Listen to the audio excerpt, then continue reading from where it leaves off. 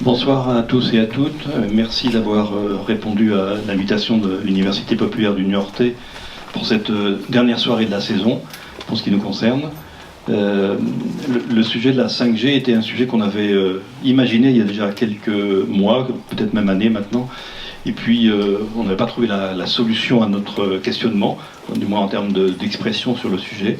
Et puis on a reçu une proposition il y a quelques temps de l'Espace Mendès France de Poitiers qui nous a suggéré qu'une conférence pouvait être possible sur le sujet. Et donc c'est ce qui va se concrétiser ce soir avec la collaboration, en plus de l'Espace Mendès France, d'une autre association que Michel Janet, qui est présent ici sur ma droite, vous présentera tout à l'heure.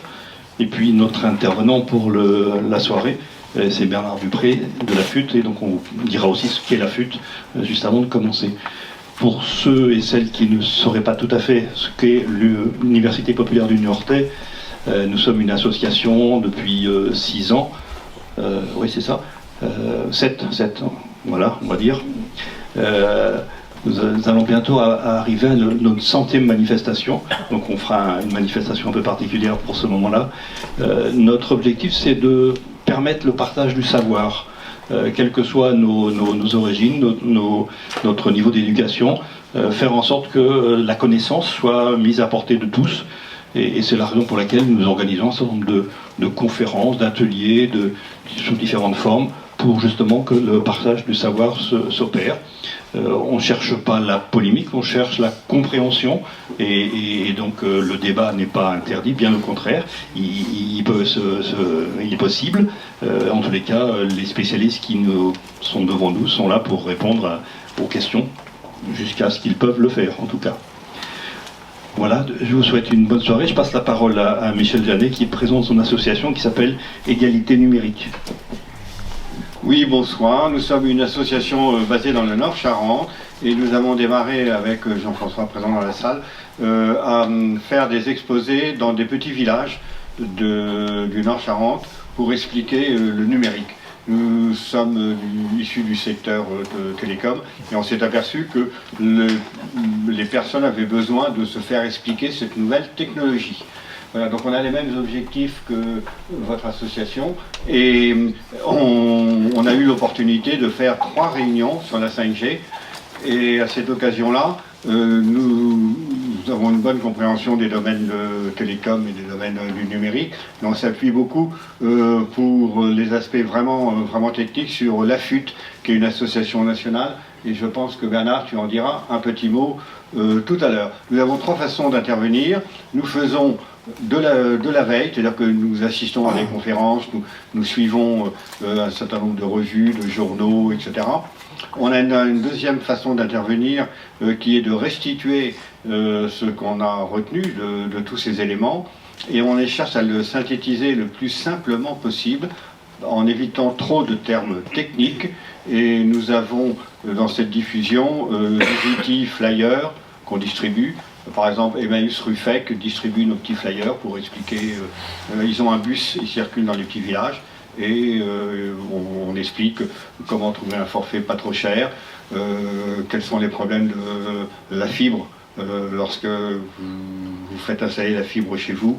Et on a un certain nombre de thèmes, on a la cybermalveillance, voilà. Mais ça, on le fait de façon non technique, on essaye de vraiment vulgariser des notions simples. Et la troisième façon d'intervenir, c'est des conférences. Et sur beaucoup de conférences, nous les assurons nous-mêmes, Jean-François, moi, puis d'autres bénévoles, et on se fait aider sur des sujets sur lesquels nous n'avons pas assez d'expérience. On a, par nos vies professionnelles, une bonne compréhension des télécoms, mais sur la 5G, on s'est fait aider de la FUT, et nous sommes aussi membres de la FUT, et nous participons à des réunions. Voilà, je passe la parole. Et on a une dernière action, on fait de l'aide au cas par cas. C'est-à-dire qu'on va chez des personnes qui nous appellent en disant « j'ai pas de réseau, je suis dans une ferme isolée, comment faire ?» ou alors « je suis au RSA, je voudrais trouver un forfait pas trop cher, comment faire ?» etc. Et voilà. Donc nous essayons, nous, de rassembler toutes ces informations, de les mettre sur nos sites et de redistribuer, de redescendre de façon simple et claire ces informations dans le monde rural. Je laisse la parole donc à Bernard, notre orateur, que je remercie, parce que c'est grâce à toi qu'on a eu l'opportunité on a monté 3 conférences déjà sur la 5G, donc c'est notre 4e conférence. On l'a fait à Saintes et on l'a fait dans le sud Charente.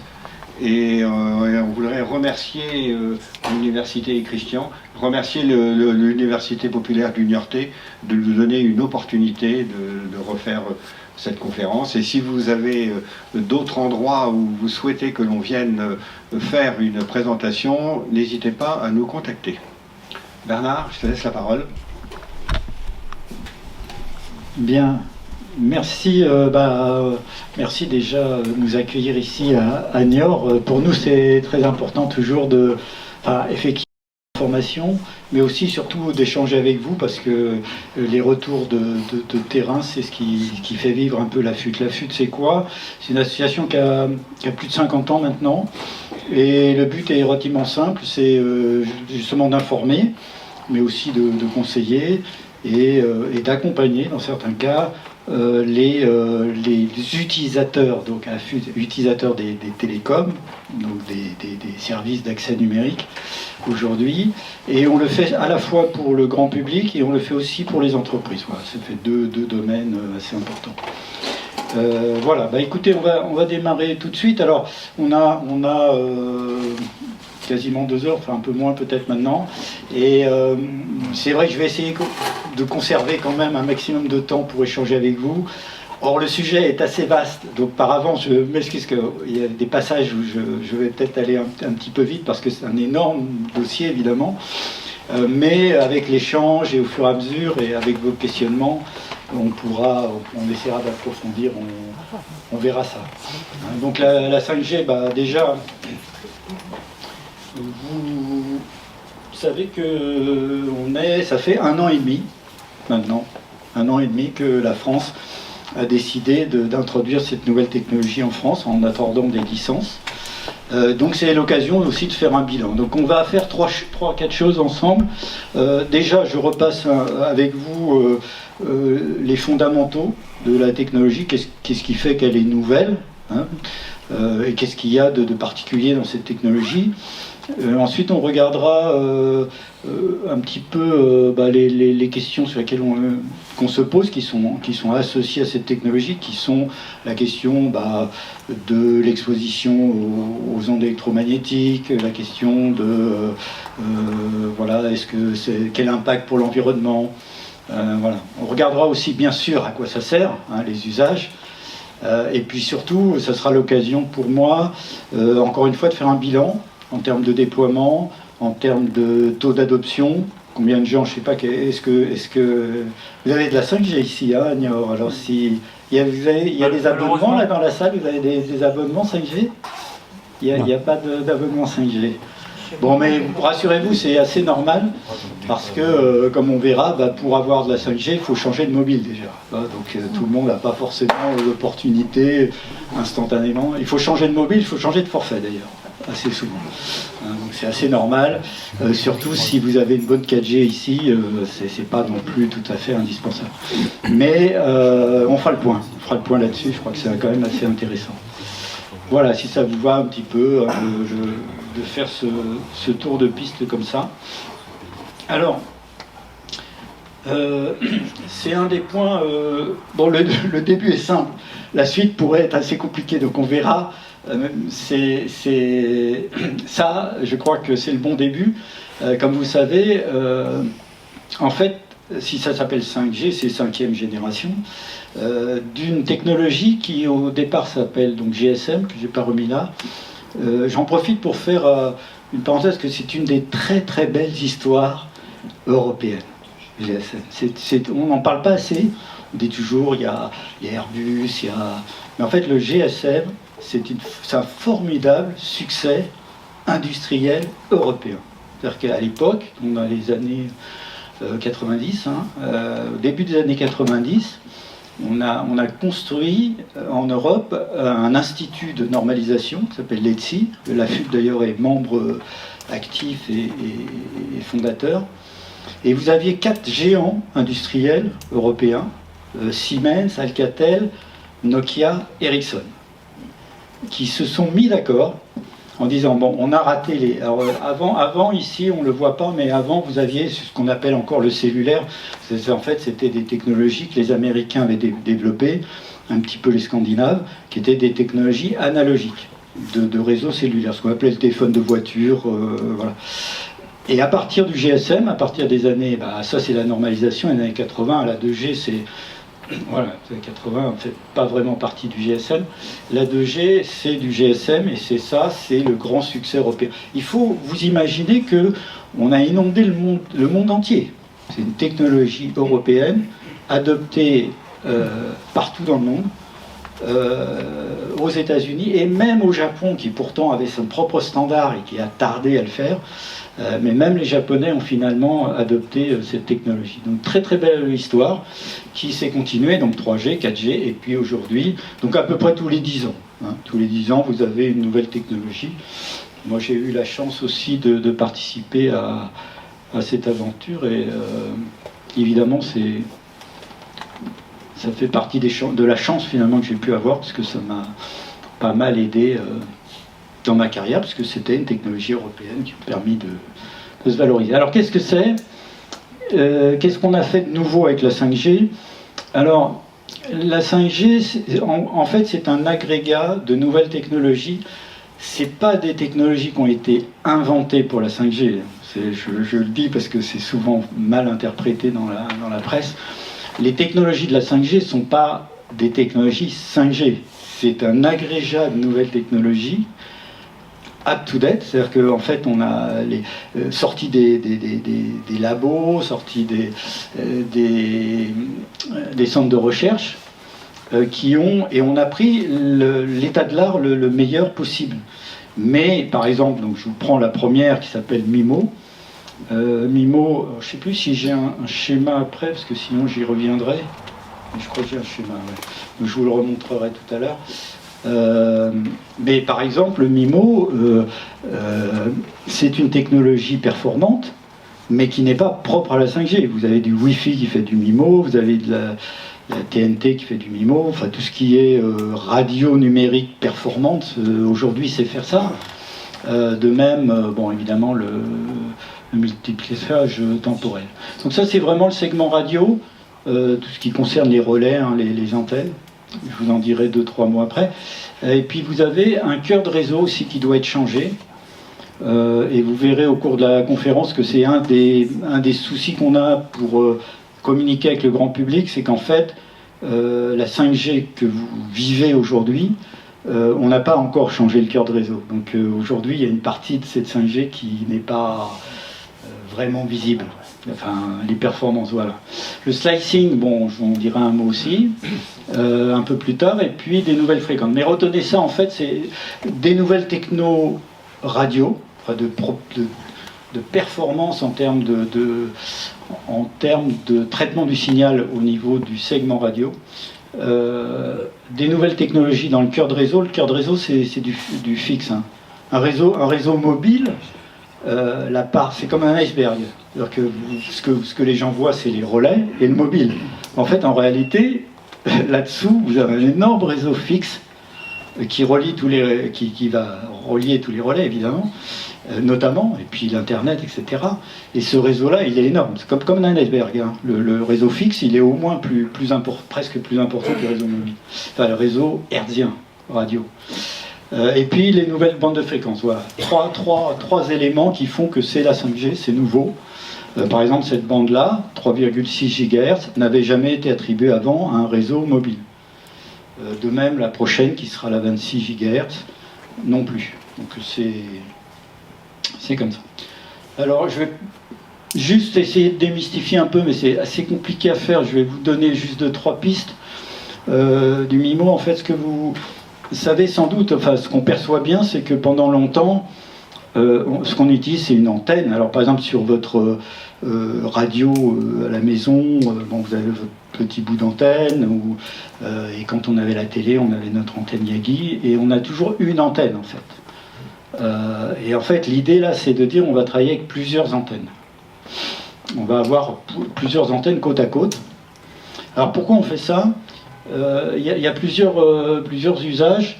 Un des premiers usages, c'est d'améliorer la transmission et la réception.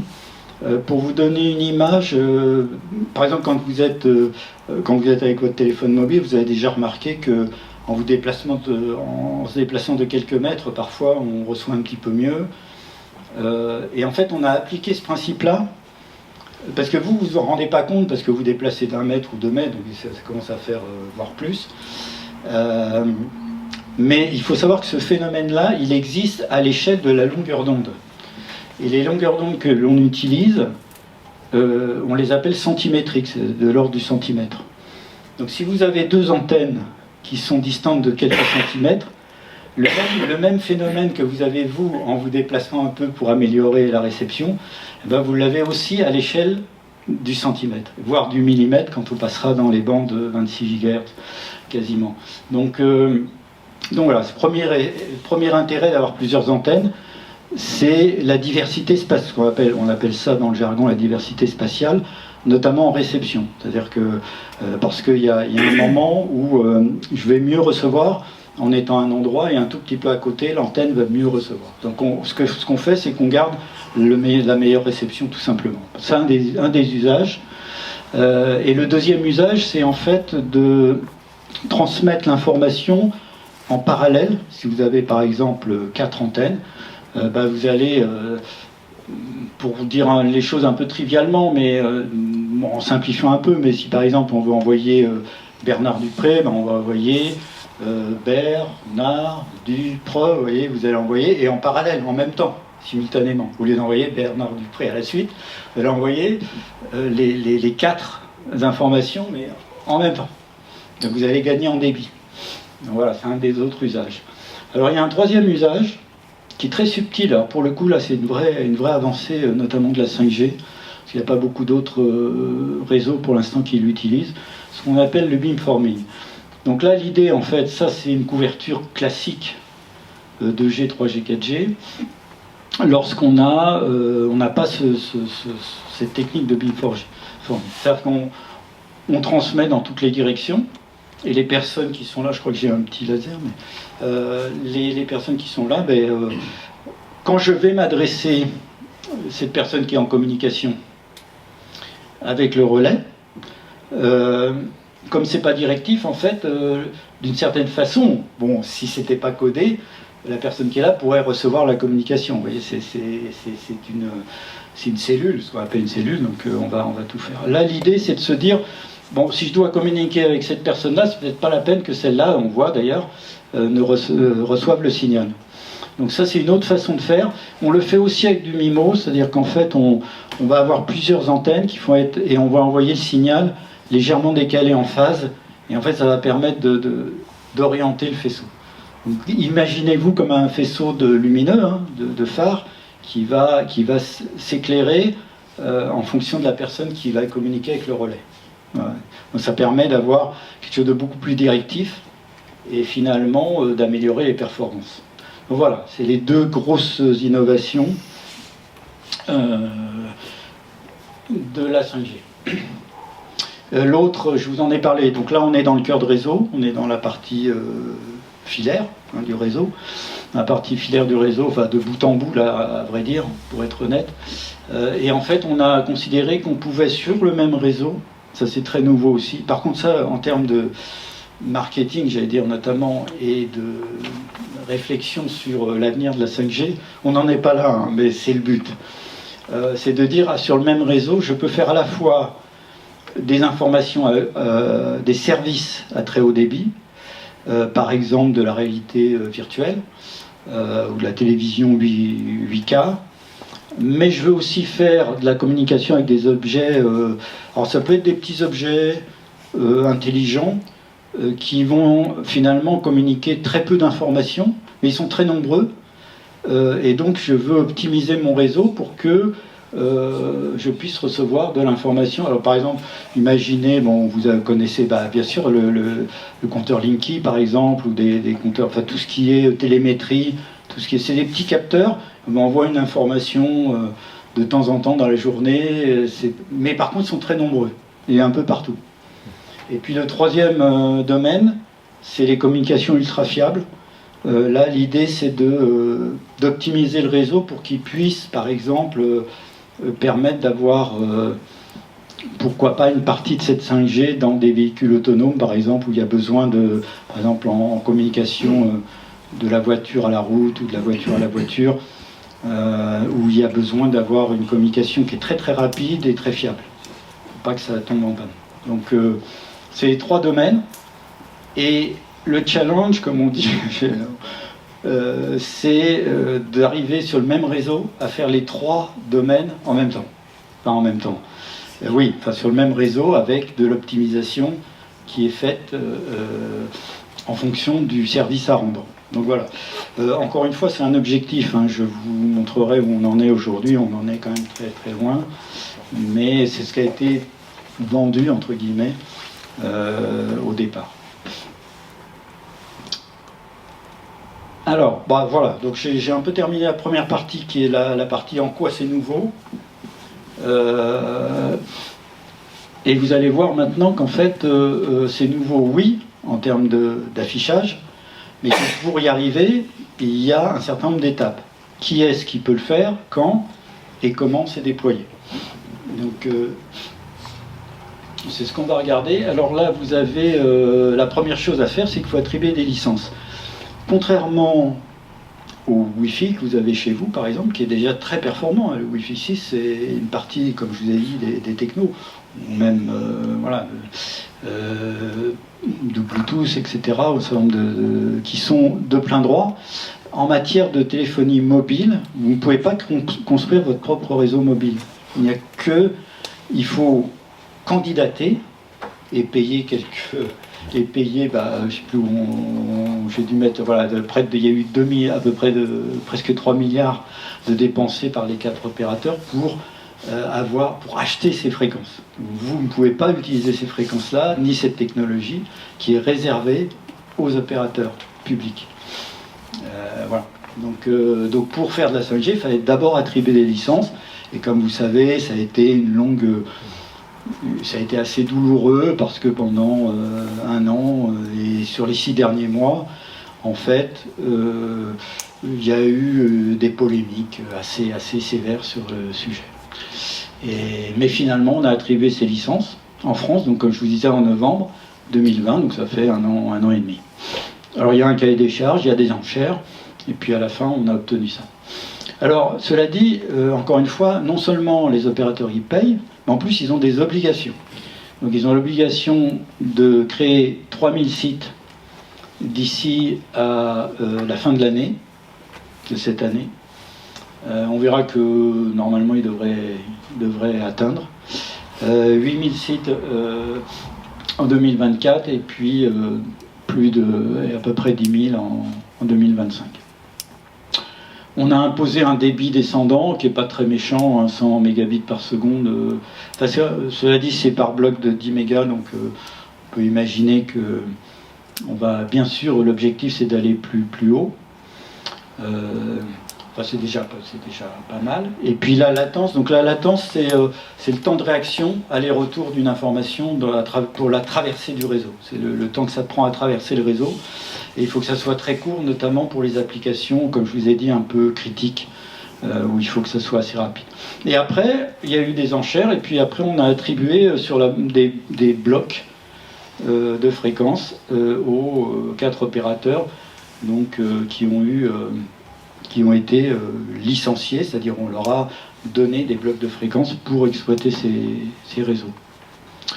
Alors le piège là-dedans, c'est que on a laissé croire qu'on pouvait faire de la 5G que sur ces bandes licenciées, donc entre 3,4 et 3,8 GHz, mais en réalité, on peut aussi en faire dans les bandes 700 mégas, et on peut aussi en faire dans les bandes de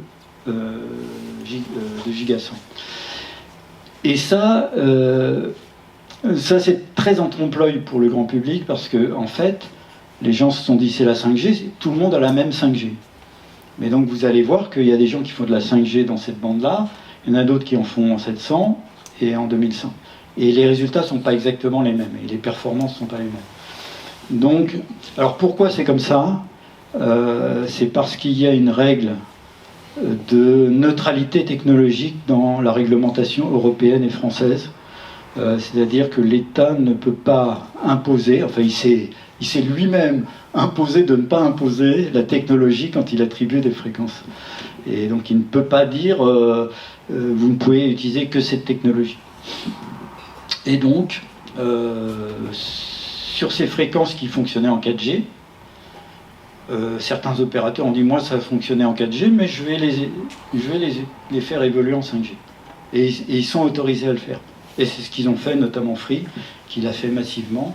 C'est pour ça que Free, quand vous voyez les publicités où Free dit numéro 1 de la 5G, bah oui, forcément, parce que lui, c'est le seul d'ailleurs qui l'a fait. Lui, il n'a pas cherché à déployer un réseau, il a déjà un réseau. Il avait déjà son réseau 700, et il a simplement passé de 4G à 5G sur les mêmes sites. Ben, il n'a pas, c'est pas compliqué la vie. Et voilà. Mais c'est pas tout à fait la même 5G. On verra ça. Donc voilà les licences. Et ensuite, il y a effectivement la 5G qui a été vendue, celle que je vous ai présentée au début, n'arrivera pas avant 2030. Hein, avec le slicing de réseau, avec le slicing, donc avec le découpage du réseau en services, avec les véhicules autonomes, avec la fiabilité, enfin tout ça va prendre du temps. Notamment parce que, comme je vous le disais, dans un réseau radio, enfin mobile, vous avez le segment radio et le segment et la partie filaire. Et pour l'instant, donc NSA, ça veut dire non-standalone, ça veut dire que aujourd'hui les réseaux 5G, les relais 5G, en fait, d'abord ils sont au même endroit que les réseaux 4G d'ailleurs, on verra ça, et ensuite ils attaquent le réseau filaire de la 4G, c'est-à-dire que il y a un petit bout qui est 5G, le petit bout qui est 5G c'est la partie hertzienne, mais tout le reste c'est de la 4G. C'est de la 4G en réseau filaire et c'est de la 5G uniquement dans la partie hertzienne. C'est pour ça qu'on n'a pas les performances qu'on pourrait attendre. Et il n'est prévu de basculer et de déployer un réseau dédié que à partir de l'année prochaine probablement. Et d'ailleurs aucun opérateur je crois n'a fait d'annonce. Donc c'est ça, voilà le schéma qui vous explique la chose. En fait aujourd'hui votre mobile, oui, il dialogue en 5G avec le relais, mais après le relais, c'est fini. Il est en 4G en réalité, sur la partie segment fixe. Alors que la vraie 5G, c'est un mobile qui dialogue avec des relais mobiles et un cœur de réseau mobile. 5G. Voilà. Donc ça, il faut attendre un petit peu avant de l'avoir. Un peu de patience. Donc... Voilà, donc ça c'était la partie qui déploie. Qui déploie, c'est les 4 grands opérateurs, hein, personne d'autre ne peut le faire aujourd'hui, parce qu'il faut être licencié. Comment, vous avez vu comment ils déploient, ça va prendre du temps. Ils déploient d'abord le segment radio et ils vont déployer le segment filaire après. Voilà, et puis dans quelles conditions? Il faut des licences avec des obligations, ils ont des comptes à rendre. Voilà pour la partie, de l'encadrement, à la fois le parcours de développement, comme je vous dis, c'est un agrégat de technologies. Donc en fait, les technologies, ils vont les mettre en place les unes après les autres. En fait. Il y a même des réseaux qui fonctionnent sans beamforming aujourd'hui, la plupart d'ailleurs, ce que je vous ai montré au début, c'est-à-dire sans optimisation. Alors, parmi les polémiques qui ont suscité la 5G, il y a bien sûr la question est-ce qu'on ne sera pas plus exposé aux ondes qu'avant Alors, d'abord, ça c'est les éléments un petit peu factuels. c'est vrai que, au début d'ailleurs, dans la profession, les gens se sont fait peur un peu parce que il y a eu une mauvaise, enfin pas une mauvaise interprétation, mais il y a eu, on leur a montré des images effectivement de ces fameux faisceaux. Et donc les gens se sont imaginés, à juste titre, qu'ils allaient être visés par l'antenne en fait. Ce qui est vrai. Mais de ce point de vue, oui, quand on est dans le faisceau, orienté sur le terminal, si vous êtes en communication, vous êtes plus, vous recevez plus de niveau de champ que si vous étiez en 4G. Parce qu'en fait, vous êtes tout seul à recevoir ça quasiment. En revanche, si vous n'êtes pas en communication, ce qui est notre cas par exemple ce soir, etc., ou ce qui est le cas quand même la plupart du temps, vous êtes moins exposé. Puisque comme je vous ai dit, si c'est moi qui communique, eh bien, vous n'allez pas recevoir. Enfin, bon, là, on est sur des distances un peu courtes, mais voilà, vous allez être moins. Donc, si c'est vous qui communiquez, vous êtes un peu plus. Enfin, si vous ne communiquez pas, vous êtes un peu moins exposé. Si vous êtes dans le faisceau, vous l'êtes forcément un peu plus que vous étiez en 4G. Voilà le principe. Sachant que comme on a des débits très élevés, l'autre argument, je vous le livre tel qu'il est, c'est de dire oui, mais de toute façon, même si quand vous êtes dans le faisceau, du fait que la communication est plus courte, parce que vous avez des débits plus rapides pour télécharger un film, par exemple, de toute façon, in fine, vous serez moins exposé. Vous serez un peu plus exposé à cause du faisceau, mais moins longtemps. Mais moins longtemps. Voilà. Je vous donne les arguments tels qu'ils sont. Voilà. Voilà, alors il y a aussi des discussions qu'on peut avoir sur le fait que c'est une technologie qui fonctionne en mode alterné sur la même fréquence. C'est la même fréquence qui sert à émettre et à recevoir, ce qui n'est pas le cas de la 4G aujourd'hui où il y a une fréquence qui émet et une autre bande de fréquence pour recevoir. Et donc là, il y a une espèce d'alternance qui fait qu'on est un petit peu moins exposé aussi. Voilà. Voilà les faits. Il y en a un autre qui est, par contre, est tout à fait incontesté, dont le bilan global, je ne saurais pas trop vous dire. En revanche, du coup, on a demandé à...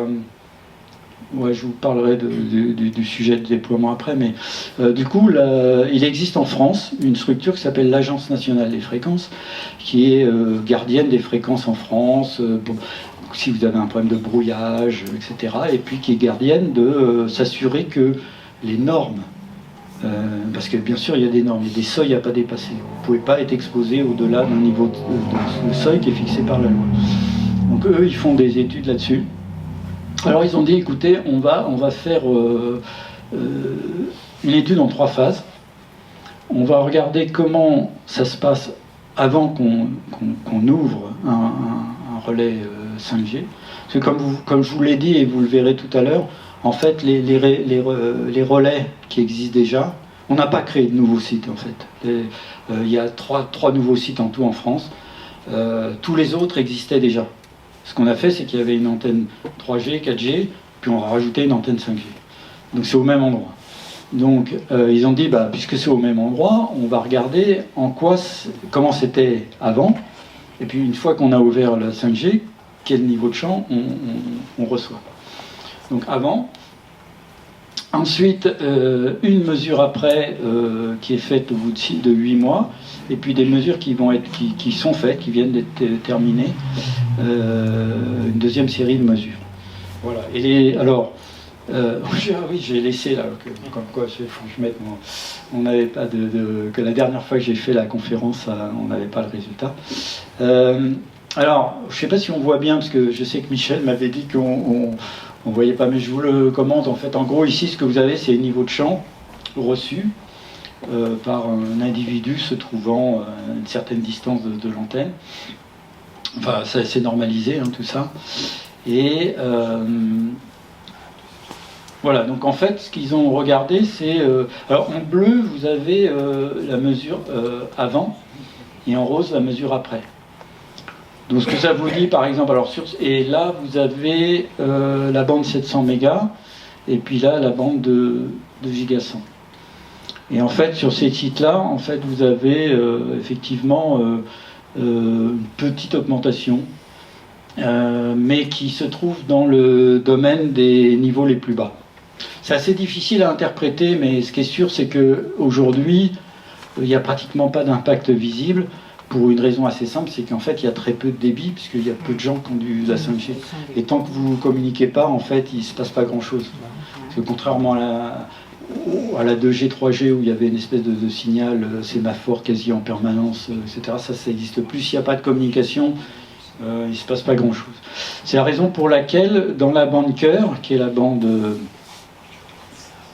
3 Go 5, ils ont fait également des mesures en laboratoire, en faisant... donc ils ont créé un trafic artificiel en téléchargeant un fichier de 1 gigaoctet. Voilà, ils ont créé en laboratoire un effet de trafic et ils ont mesuré l'impact. Voilà, donc ça, on voit qu'on reste dans des niveaux qui sont très bas. Alors vous n'êtes peut-être pas habitué à ces niveaux-là de vol par mètre, mais sachez que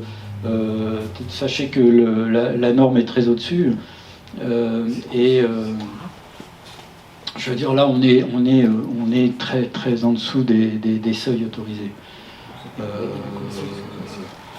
Je pourrais vous les remontrer parce que je ne l'ai plus en tête instantanément là, mais voilà, un seuil à pas dépasser va se trouver plutôt dans les 30 vols par mètre, souvent dessus. On pourra regarder tout à l'heure. Alors donc ça veut dire que c'est faible, enfin en termes de... Il y a vraiment une marge assez considérable pour l'instant. Ils ont fait la même chose sur les mobiles, parce que vous savez que, et je suis assez d'accord avec ça, c'est vrai qu'on se soucie toujours des relais, mais en fait, on est en général plus exposé par son propre mobile que par les relais. Alors, il y a des exceptions, il y a des gens qui sont vraiment près d'un relais, enfin pas près d'un relais, parce que quand on est en dessous, on ne reçoit pas beaucoup, mais il y a des situations particulières où on peut être exposé par un relais. Et surtout, l'inconvénient du relais, c'est que vous ne maîtrisez rien, c'est-à-dire que comme c'est pas vous qui communiquez, parce que votre mobile, si vous voulez être moins exposé, bah, vous en servez moins. Donc, mais néanmoins, ils ont fait la mesure et donc c'est conforme. Aujourd'hui, les mobiles 5G sur le marché restent dans les normes en termes de DAS. Le DAS, c'est ce qui permet de mesurer le niveau d'exposition. Et en fait, en gros, on regarde à très près du corps, hein, de la tête, du tronc. On regarde dans quelle proportion la température des cellules va augmenter au bout de 6 minutes. Alors, voilà, il y a tout un protocole, ça qu'on appelle le DAS. Donc voilà, pour l'instant, en tout cas pour l'instant, bien sûr, encore une fois, avec les retours qu'on a, il n'y a pas beaucoup d'inquiétude à avoir. La seule évidence, je termine par là, c'est que, comme je vous disais, du fait que, ça fera une transition avec ce sujet-là, du fait qu'on rajoute un nouveau relais service sur un site existant, forcément, il y a un petit peu plus d'émissions. Ça, c'est imparable. C'est-à-dire que, sauf à démontrer que tous les gens qui étaient en 4G vont demain aller en 5G, etc. Mais pendant un certain temps, c'est sûr qu'on rajoute un émetteur, donc ça ne peut pas faire baisser. En tout cas, ce qui est sûr, c'est que ça ne peut pas faire baisser. La question, c'est est-ce que ça peut faire augmenter dans des proportions qui ne sont pas tolérables? Aujourd'hui, clairement non. On verra à l'avenir. Sachant que les gens nous disent, mais là, on va tomber dans ce débat sur l'environnemental, c'est qu'ils nous disent que si on ne faisait pas ce changement de la 4G à 5G, et qu'on reste en 4G, compte tenu du fait qu'il y a de plus en plus d'usages. Et vous allez voir, en fait, le rendement, on va voir ça après, de la 5G étant meilleur que celui de la 4G, c'est-à-dire pour un même niveau d'usage, la 5G est un peu plus vertueuse que la 4G. Alors comment on calcule ça, notamment pour la partie impact environnemental globalement, c'est ce qu'on appelle l'efficacité spectrale. En fait, et l'efficacité spectrale, en fait, ce qu'on regarde, c'est le débit que ça vous permet d'obtenir par hertz, donc par morceau de spectre, par morceau de spectre. C'est ça qu'on appelle l'efficacité. Donc plus on a de l'efficacité, plus on a effectivement un impact environnemental qui est meilleur, hein, plus meilleur à trafic équivalent.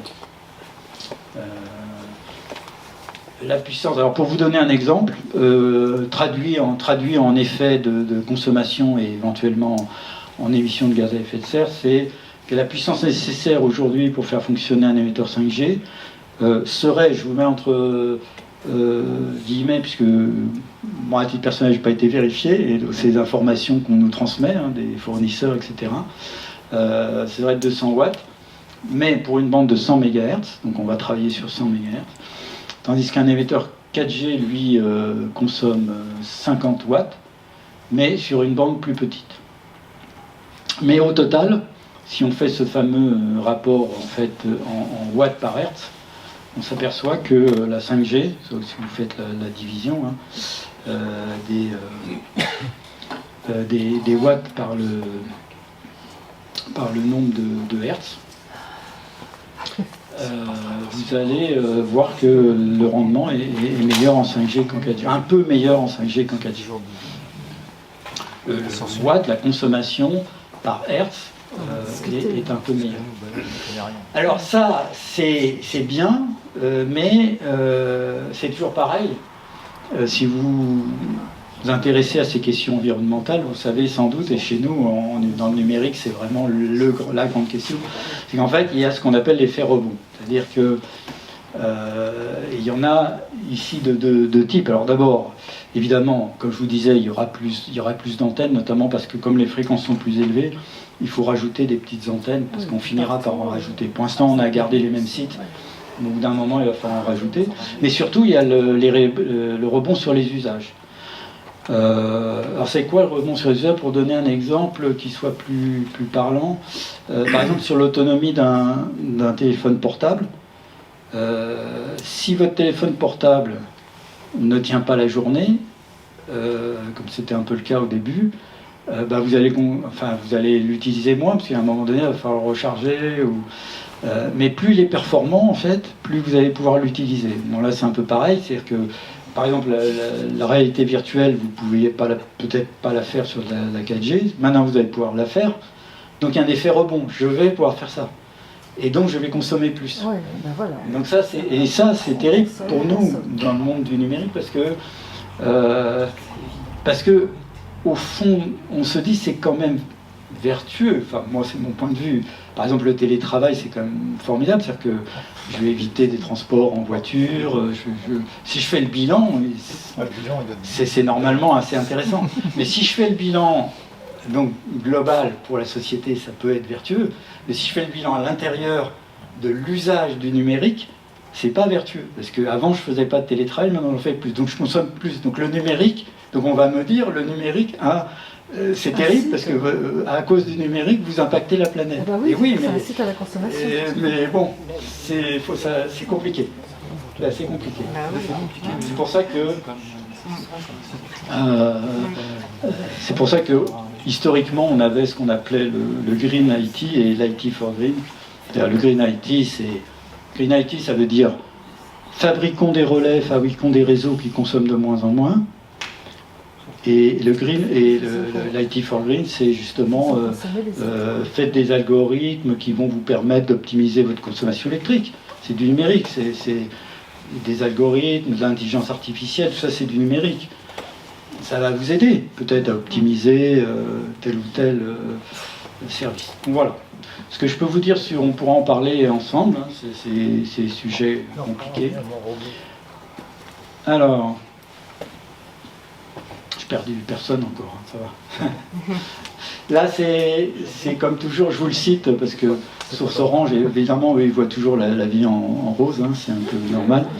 Donc ils disent, de toute façon, on est déjà 2 fois meilleur. Moi, je vous ai montré que 2 fois meilleur, c'est peut-être un peu fort. C'est vrai que ça semble un peu meilleur aujourd'hui, 2022. Alors, c'est amusant d'ailleurs, parce que mais néanmoins, on va encore améliorer les choses, on va travailler sur le mode veille des relais. Donc ça, pour la FUT, pour moi, pour un certain nombre de gens, ça c'est bien. Mais c'est trop tard. Ah, c'est trop tard. Pourquoi ils n'ont pas pensé à la création à la conception même? On aurait dû dire, dès le début, on aurait dû dire, il faut un mode veille. Si j'ai pas de communication sous le relais, c'est pas la peine que le relais fonctionne. Il faut qu'il se mette en veille. Non, on a laissé passer, et puis après on s'est dit, quand même, il faudrait faire un mode veille. Efficacité, voilà, on va améliorer les choses. Il y a un vrai souci. Je crois que les opérateurs ont compris qu'il y avait un enjeu sociétal et qu'il faut répondre. Et donc ils vont essayer de faire des efforts. Mais au départ, la surprise était plutôt mauvaise, parce qu'on a dit, mais comment se fait-il que vous n'ayez pas cherché à faire une nouvelle génération vertueuse, hyper vertueuse au départ, quoi. Et moi j'ai lu les spécifications d'origine, il n'y a pas un mot là-dessus. Et quand on a lancé le projet 5G, on n'a pas dit il faut que ça soit vertueux. Maintenant, oui. Mais... Alors, on en vient à ce qui vous intéresse aussi, sans doute, et qui a fait débat, quand on a mis les licences, c'est à quoi ça sert. Alors, comme je vous ai dit, j'en reviens, c'est intéressant, parce que là, du coup, je reboucle un peu sur ce que je vous ai dit déjà. En fait, on a dit, il y a 3 domaines.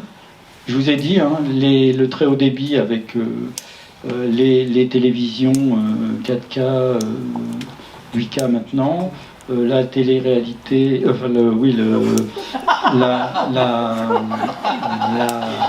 la réalité virtuelle. Oui, c'est ce que je cherchais le deuxième terme, parce qu'en fait, il y a 2 notions. Oui, il y a 3 notions. Il y a celle-là, la télé. Ce qu'on confond souvent, en fait, c'est il y a la réalité augmentée.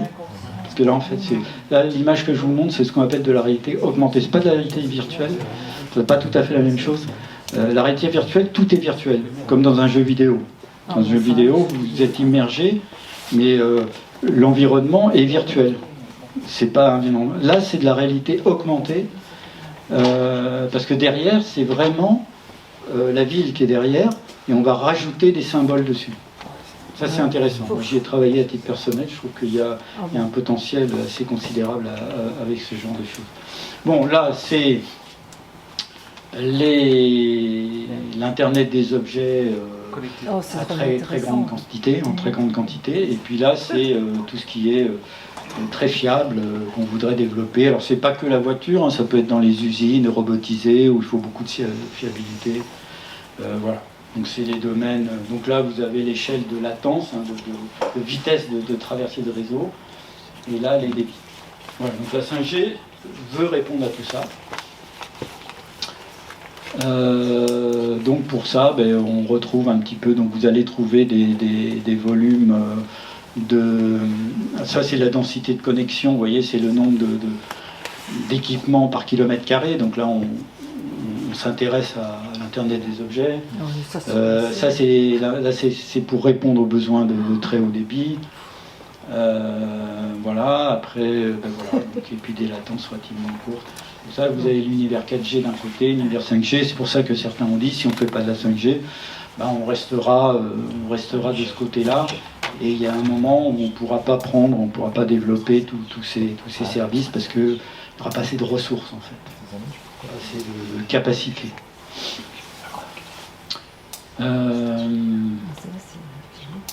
Alors, on en est où du temps passé, que je sache un petit peu. 30. Écoutez, non, mais je crois que c'est le dernier point. C'est important parce que je vais vous montrer, si vous êtes intéressé, si vous voulez changer de mobile, etc. Il y a des sites de cartographie interactive qui permettent de se faire une idée. En tout cas, 15 mois après, donc je crois que j'ai mis... Enfin, oui, c'est ça. Alors, en termes de pénétration, silence radio, comme on peut dire. Je ne sais pas si vous avez lu grand-chose là-dessus. En fait, les opérateurs... Parce que, en fait, si vous voulez, quand la 5G est arrivée, la polémique était tellement violente que les pros 5G ont fait de la surenchère et ils n'avaient pas le choix. Enfin, ils n'avaient pas le choix. Je pense qu'ils avaient le choix, mais ils ont fait de la surenchère. Ils ont vendu la 5G de 2030, la dernière, hyper performante, qui faisait tout. Et en fait, ils ont dit, il nous la faut tout de suite, c'est urgent, il ne faut pas attendre, etc.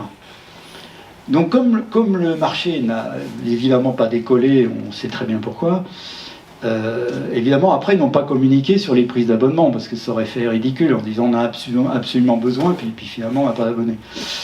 Bon, donc aujourd'hui il y a quelques millions, moins de 2 millions d'abonnés. Vous me direz 1 million, c'est pas mal, mais enfin vous savez qu'on a... Le taux de pénétration du mobile en France, c'est supérieur au nombre d'habitants. Il y a plus de mobiles que d'habitants. Hein. C'est plutôt dans les 70 millions, quelque chose comme ça, hein, de mobiles aujourd'hui. Donc 2 millions sur 70 millions, quoi. C'est à peu près l'ordre de grandeur. Voilà, donc ça fait un taux de pénétration de 2%, c'est assez faible. Bon, je vous l'ai dit, je vous le redis, c'est pas surprenant, il faut changer de mobile, il faut changer d'abonnement. Et puis en plus, il faut être sous les couvertures. C'est pour ça que ici, vous avez la chance d'avoir de la 5G, mais il y a plein de gens, de toute façon, pourquoi ils changeraient si dans leur zone de vie, chez eux, au travail, où il n'y a pas de 5G, ils ne vont pas changer. Donc ça ne vaut pas le coup. Et puis, très franchement, c'est pour ça que j'ai posé la question, parce que moi j'ai un abonnement 5G, et parce que je devais changer de mobile, hein, je n'ai pas changé exprès pour ça, mais c'est tombé comme ça, donc j'ai changé de mobile, j'ai pris une 5G. On ne voit pas la différence, avec une très bonne 4G, aujourd'hui, vous ne voyez pas la différence, c'est clair. C'est normal. C'est normal parce que la 4G+, en fait, c'est une 4G qui fait déjà du niveau, qui a déjà une modulation en quadrature 64 avec des puissances de les opérateurs, alors, ça, en foncé, en bas, c'est la bande cœur. C'est sur celle-là qu'ils doivent terminer l'année à 3000 chacun. Mais comme vous voyez, des gens comme... alors on voit d'ailleurs même pas, je l'ai un peu fade, mais en fait, ça c'est Free Mobile, qui a fait tout son réseau en 700 quasiment, et puis quelques-uns qui ont mis un petit peu de giga 100. Voilà, donc ça c'est voilà ce qui a été déployé en France. Tous ont été mis quasiment sur la 5G, il n'y a que 4 sites qui ont été construits pour faire de la pure 5G, enfin pour faire de la 5G. Donc voilà, ils sont en phase, hein, vous voyez, ils ont un peu plus de 2000 ici, donc je pense qu'ils finiront l'année à 3500. Enfin, je pense qu'ils ne prendront pas le risque d'être hors norme, hors licence. Cela dit, malheureusement, pour nous et pour tout le monde, c'est que pour faire un bon réseau mobile en France, il faut 30 000 sites. Il y a de la marge, et même dans les licences, personne n'aura imposé les 30 000. Je ne sais plus à combien ils terminent, à 10 000, je crois. Donc, si on veut avoir 100% du territoire couvert, il en faut beaucoup plus. Voilà, alors je voulais vous montrer, et on terminera là-dessus, on pourra en discuter. Mais je suis ouvert, évidemment, enfin, il y a peut-être des sujets que je n'ai pas abordés, que vous aviez en tête, on va voir ça. Ah oui, alors du coup, j'espère que mon ma souris fonctionne. Alors vous avez 2 sites intéressants. Celui-là est fait par la NFR, c'est vraiment la Bible, hein. Vous avez tout dessus, où se trouve le relais, qui est présent sur le relais, quelles sont les fréquences, quelles sont les puissances, quelles sont même l'orientation de l'antenne. Enfin, il y a tout est dessus. Et puis là-dessus, vous avez l'ARCEP qui, lui, fournit d'autres types d'informations, notamment des mesures qui sont faites, qu'on appelle des tests drive, c'est-à-dire en fait, ils se déplacent avec une voiture et ils font de la mesure terrain de couverture en complément. On pourra peut-être jeter un coup d'œil ici. C'est possible, mais je vous montre déjà celui-là. Je pose mon micro, je crois qu'on entendra. J'espère. Ah oui, alors je ne sais pas si le clavier fonctionne parce que c'est bon.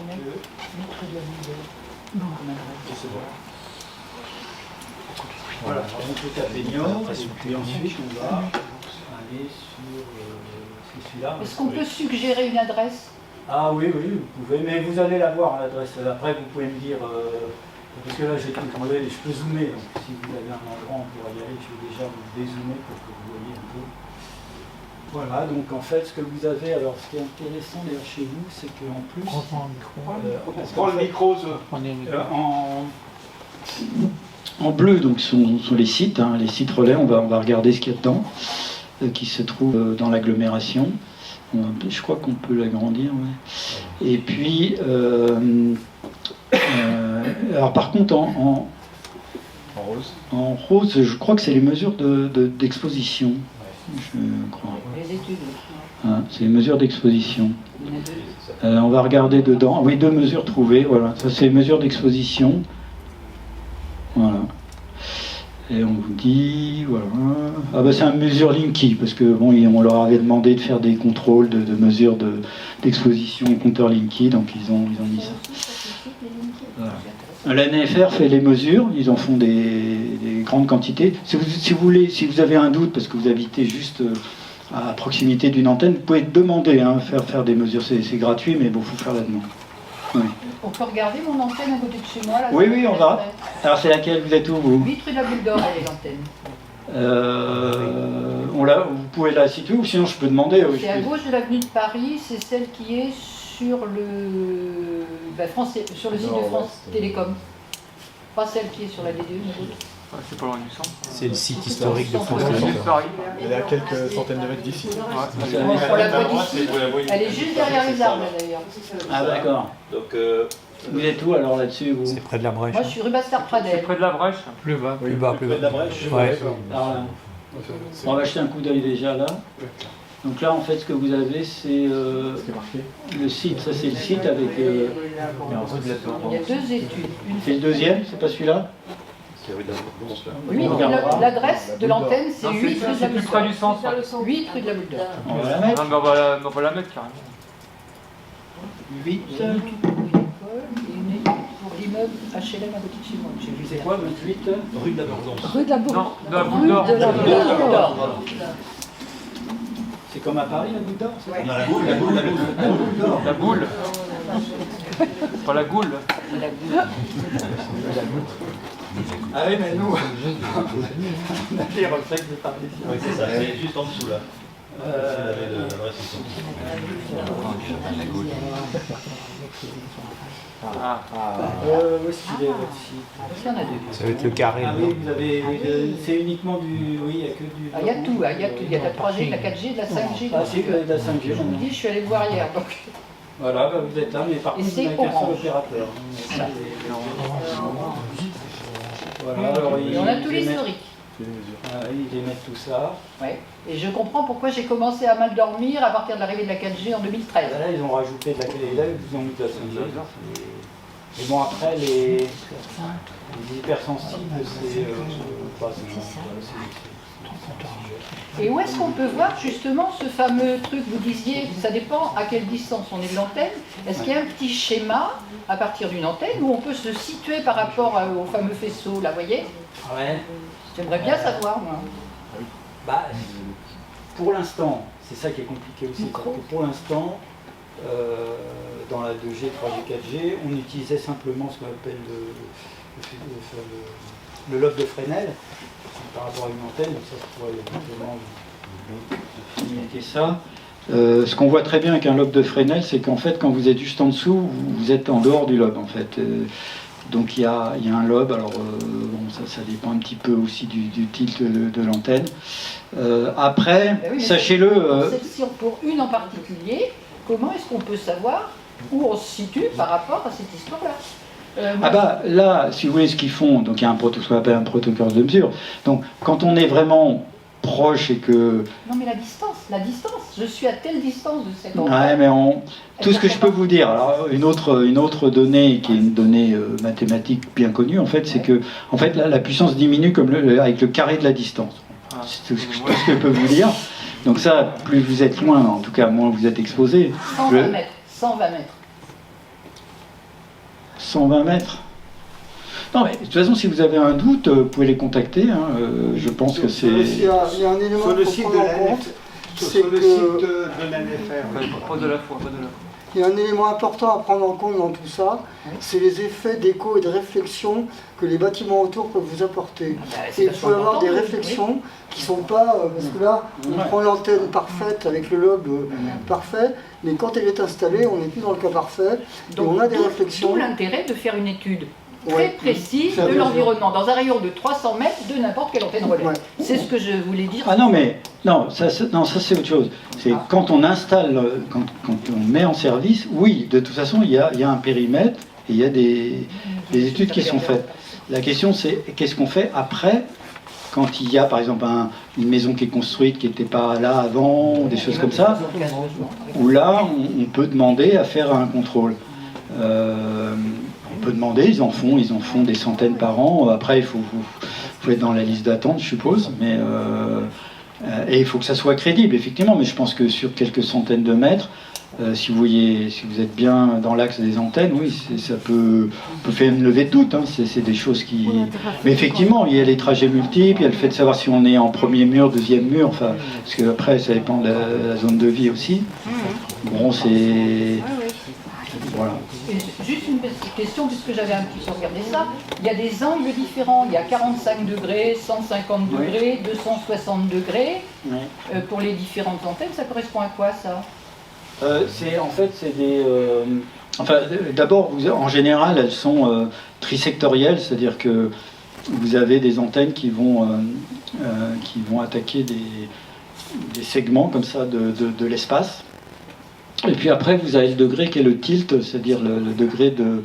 Soit l'antenne est droite, soit elle penche un peu vers le sol. Ce qui fait les angles. Donc en général, c'est l'inclinaison. Si c'est le tilt, c'est l'inclinaison de l'antenne vers le sol. Sauf qu'il y a 3. Il y a deux Oui, hauteurs, il y a l'orientation. Je sache à quel degré je me situe par rapport à l'antenne, c'est ça? Ah bah, vous, de toute façon... De toute façon, ils démontent jamais les antennes. Par exemple, quand vous voyez des antennes, souvent, vous voyez la plupart celles qu'on voit aujourd'hui, bon, ça va changer avec la 5G. De toute façon, ils démontent jamais les antennes. Mais vous voyez, souvent c'est trisectoriel. Vous avez trois zones. Déménager si ma maison ne vaut plus rien. Donc déjà, vous savez si vous êtes en face d'un des panneaux. En général, il y a 3 panneaux. Ça existe. Hein. Et soit vous êtes en face du panneau, soit vous êtes entre 2 panneaux. Excusez-moi.